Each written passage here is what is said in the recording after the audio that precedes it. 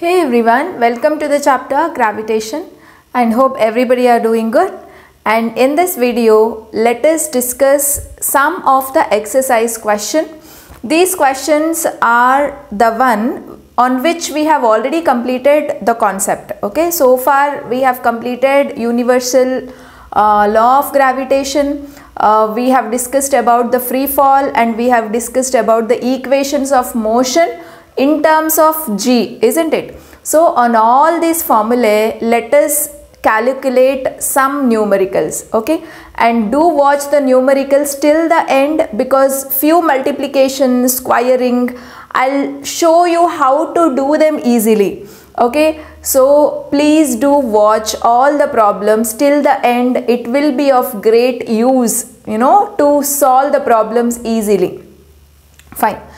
So without wasting much time, let me solve the first question. So I am not writing the question here. You can take up the NCERT textbook, open the exercise, and those questions only I am discussing.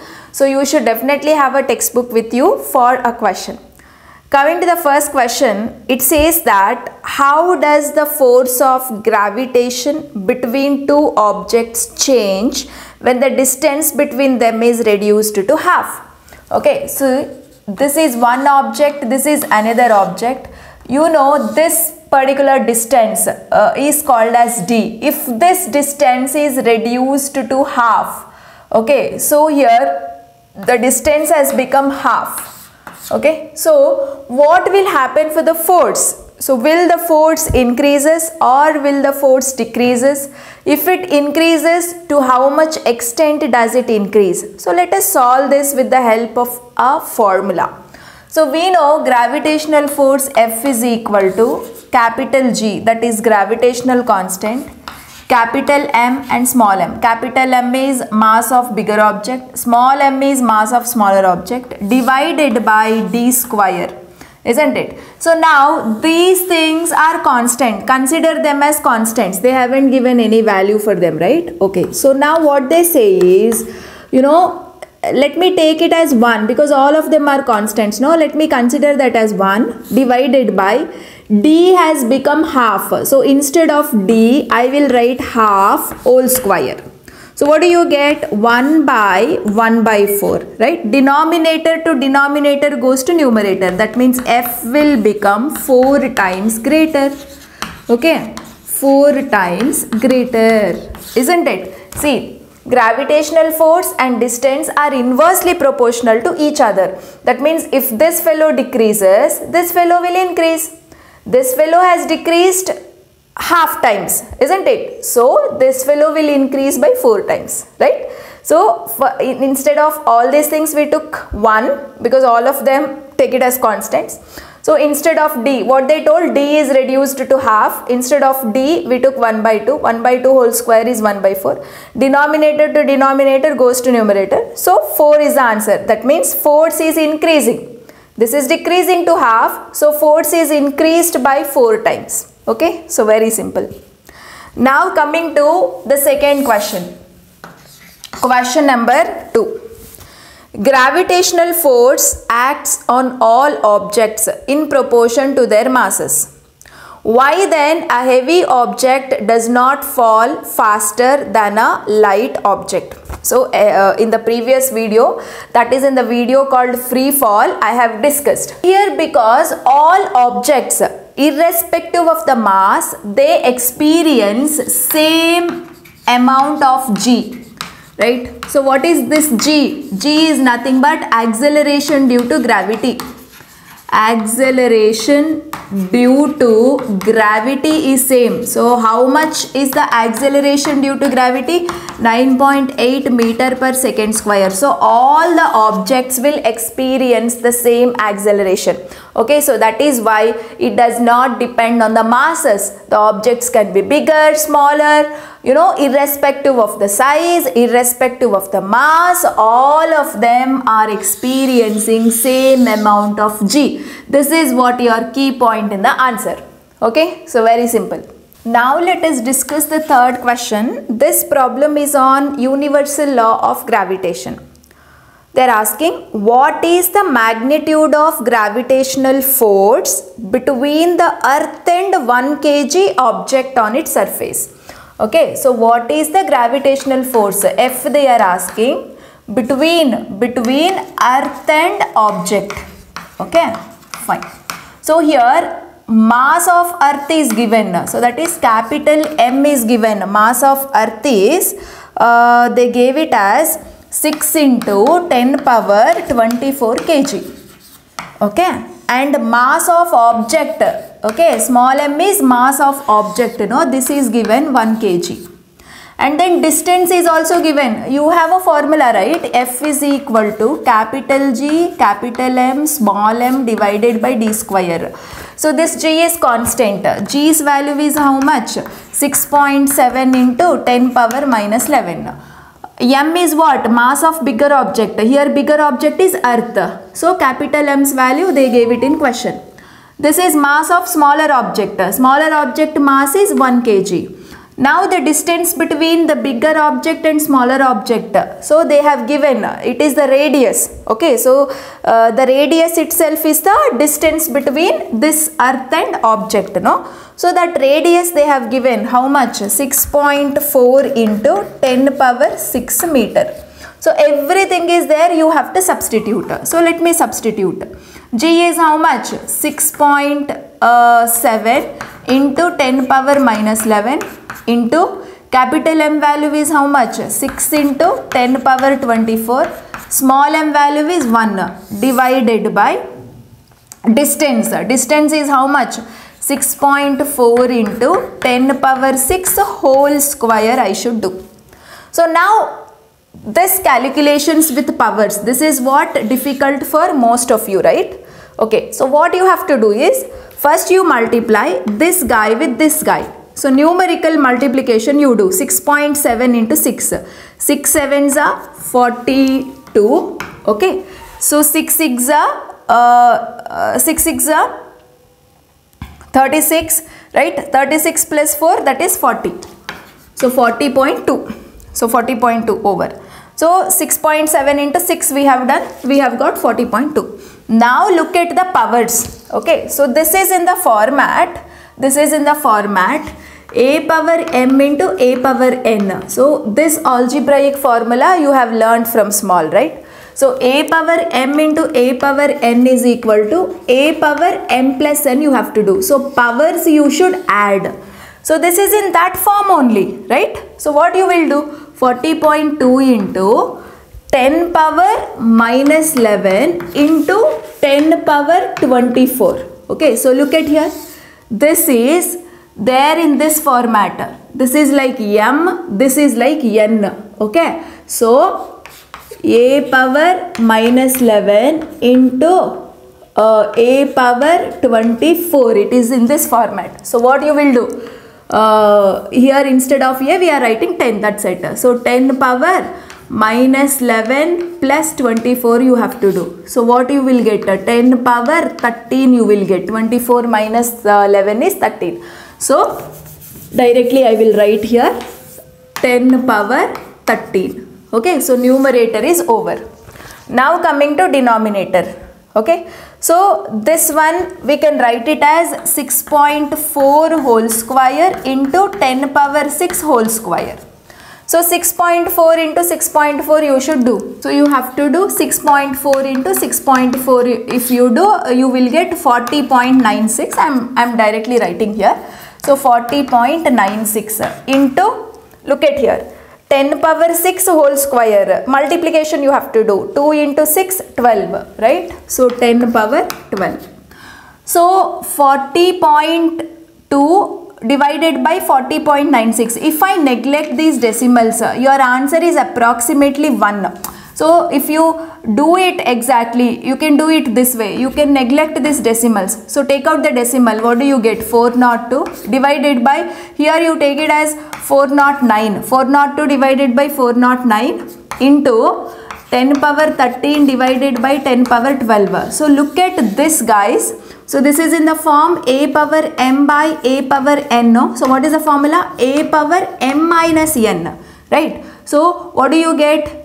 10 10 power 13 by 10 power 12, right? So what do you get? 10 power 13 minus 12 you have to do. So that means 10 power 1. You do 402 divided by 409, you will get 0.98.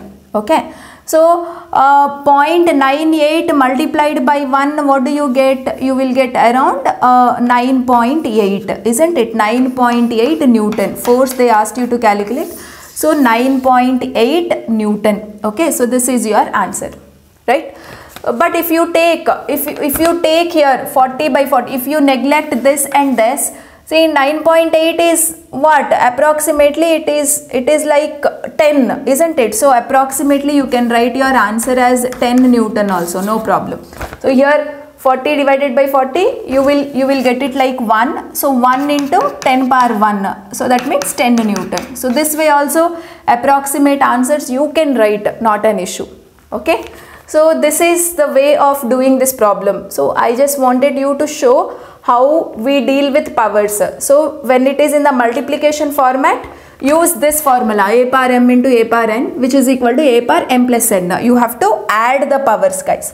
So when it is in the division form, use this formula. What you have to do? You have to subtract. This consider as m, this consider as n. Subtraction you have to do. Okay.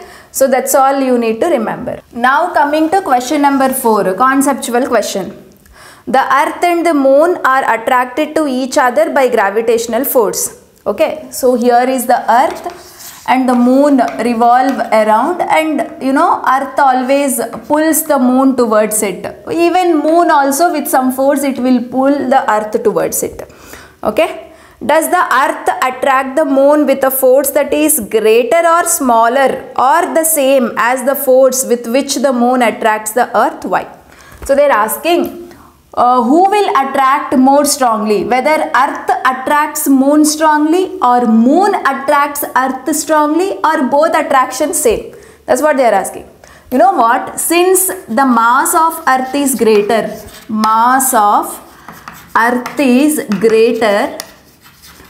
it is earth attracts, E means earth attracts, okay, moon to a greater extent. Okay, so whichever object that is larger in size, that will always attract with a greater force. So smaller objects always move towards the earth.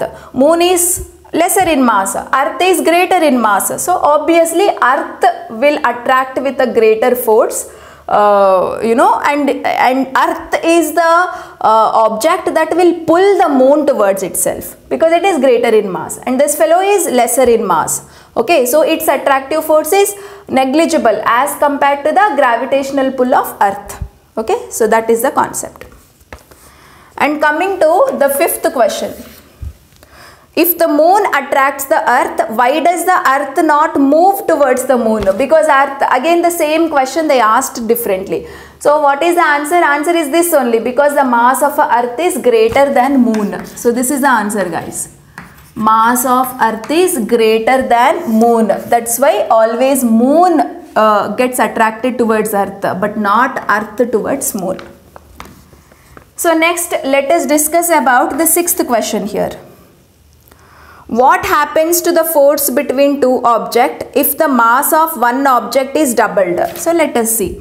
Okay, so what is the formula? F is equal to GMM, okay, divided by D square. Forget about G, forget about D square, think that they are constant. If one of the object's mass is doubled, okay, if one of the object's mass I will increase by 2 times, what happens for the force? Okay, force also increases. Force increases twice, because when its mass is doubled, force also gets doubled, because force is directly proportional to masses of object. Any one object's value becomes double, in the sense force value also numerically becomes double, no? So F increases twice. This is the answer for that question. So for the first sub question, F increases twice because the object mass is also increasing twice. Next question. The distance between the object is doubled and tripled. See here, F is equal to G/mm by d square. Imagine this is constant. These values are 1. Okay. If the distance is doubled means 2. Instead of d, I will put 2. So 2 square is what? F is equal to 1 by 2 square is 4. That means force decreases. Force decreases 1 by 4 times. Okay. So both force and distance is inversely proportional now. So force decreases 1 by 4 times. But if the distance is tripled, 1 by 3 square if you do, F is equal to 1 by 9. 3 square is 9, no? So force decreases 1 by 9 times. Force decreases how many times? 1 by 9 times. When it decreases 1 by 9 times? When distance is tripled. When distance is doubled, force decreases by 1 by 4 times. See, F value you got 1 by 4. That means force value is decreased. Okay, that way. Now, third one, in the 6th question only, third sub question. What happens to the force between two objects if the masses of both objects are doubled? Okay, so F is equal to G/mm by d square. No, forget its value, take it as 1. Its value, take it as 1. Nothing is given. What they said is, this mass has become 2 times and this mass also increased by 2 times. So what will happen for the force value? 2 into 2, 4 times. So force will increase 4 times. Okay, force will increase 4 times. That's it. And coming to 7th question. So this is a very simple theoretical question. What is the importance of universal law of gravitation, they asked. So what are the applications of universal law of gravitation? So we have already discussed, right? So what is the first point? Universal law of gravitation explains why Earth or other planets revolve around sun. So just the applications you have to mention, guys. What is the second application you studied? Moon revolves around Earth, right? So this is also due to universal law of gravitation. And third one is about tide. Tides are formed, that is also due to gravitation, right? Gravitational force of moon and sun. Due to moon and sun's gravitational force, tides are formed on Earth. Okay, so this is what you have to mention. And coming to 8th question, this is also very simple. What is the acceleration of free fall? So acceleration of free fall is called as acceleration due to gravity.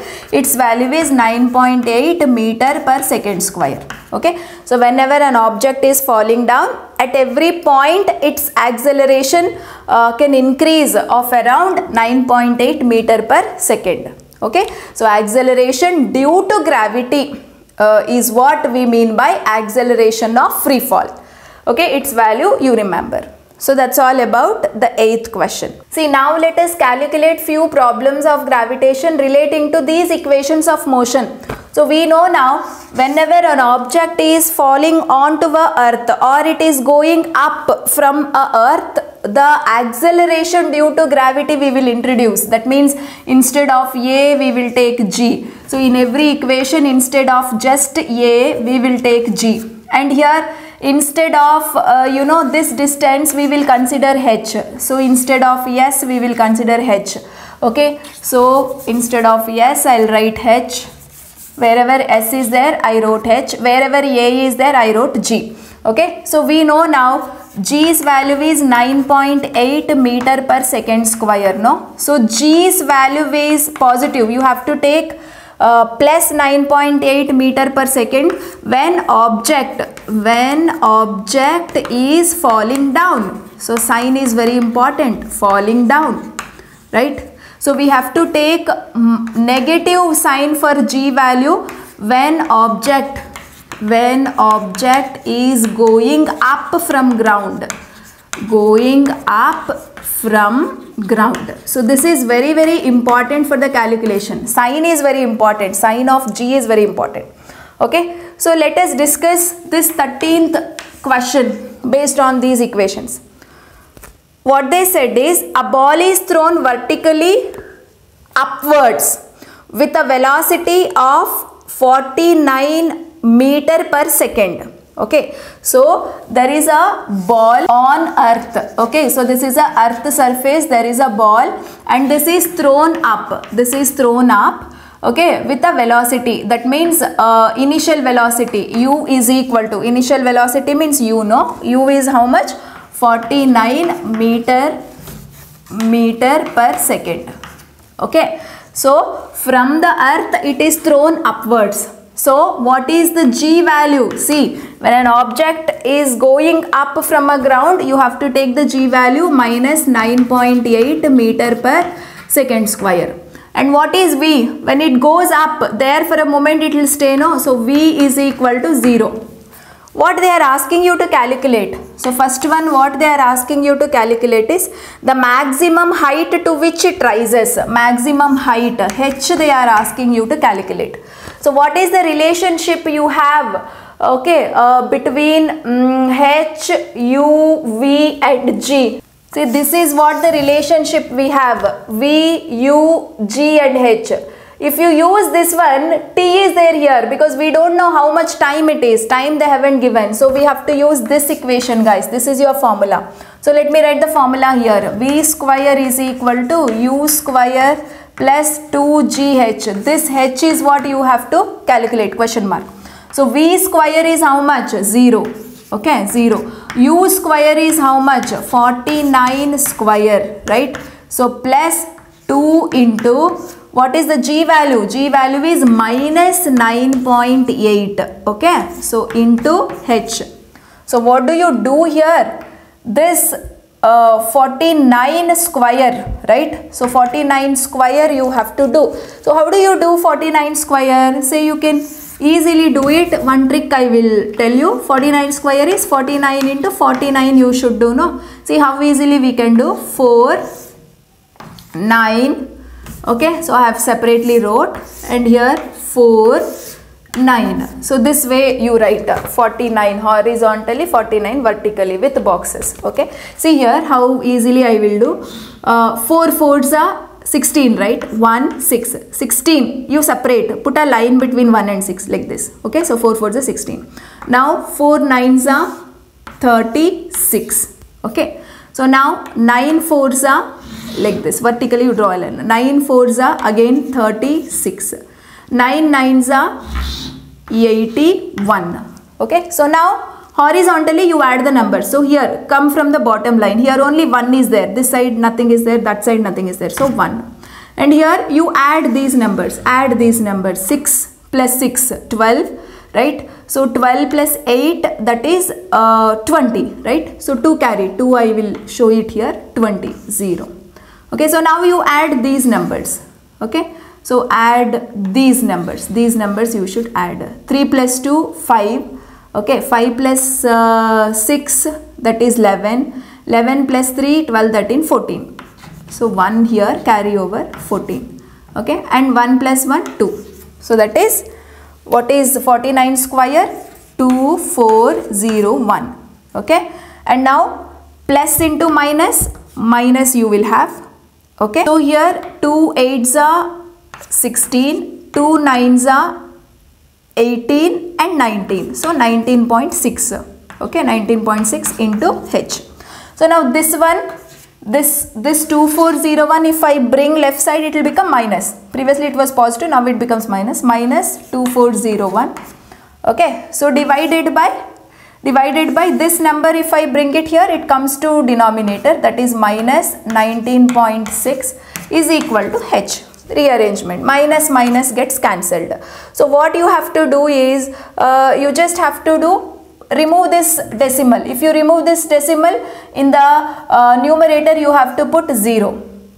Okay, so 24010 divided by 196, if you do, you will approximately get 122. Okay, so 122 meters. So your h value is approximately 122 meters.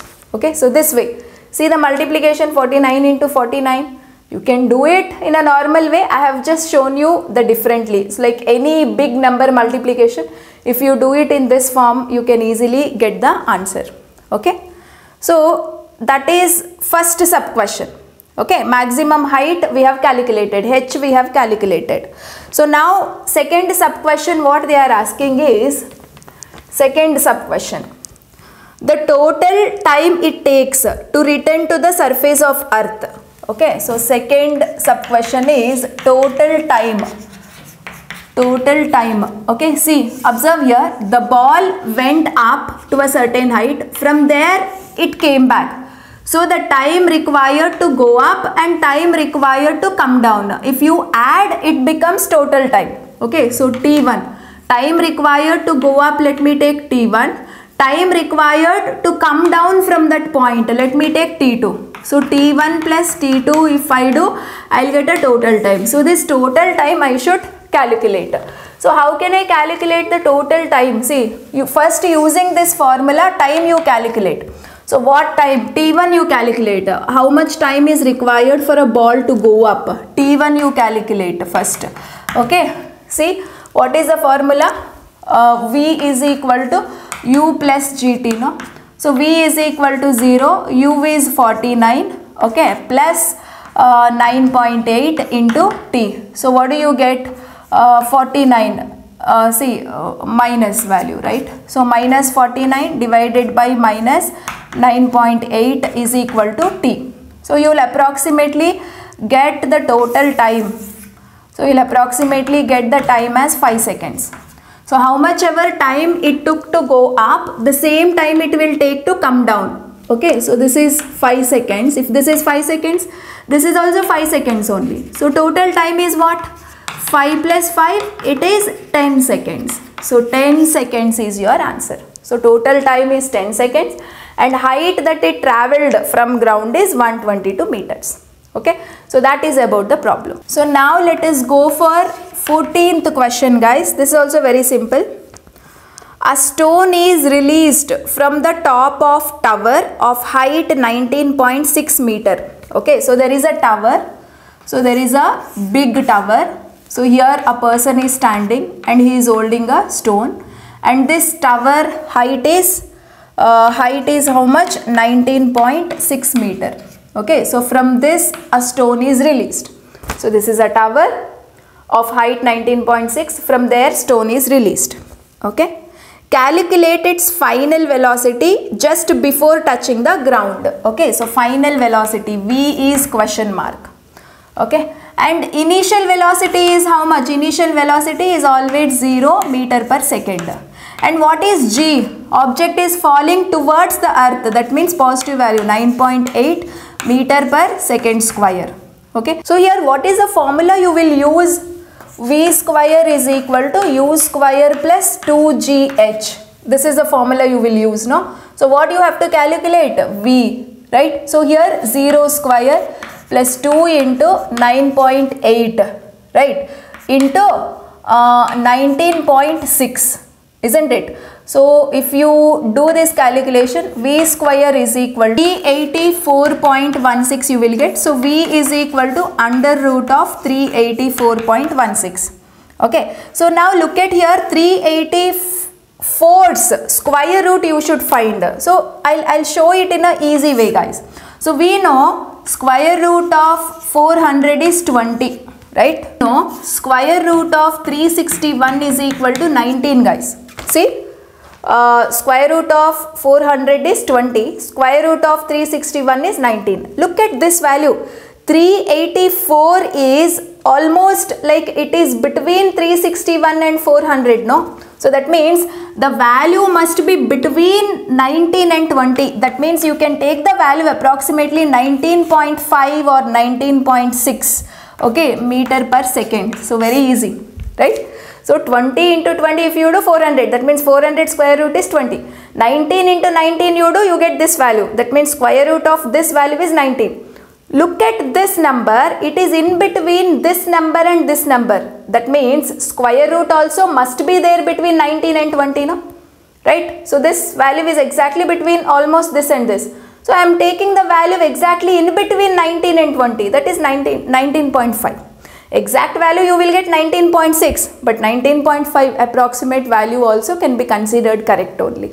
Okay, so this is how, like, sometimes by applying certain logic you can able to solve the square roots, multiplications very easily.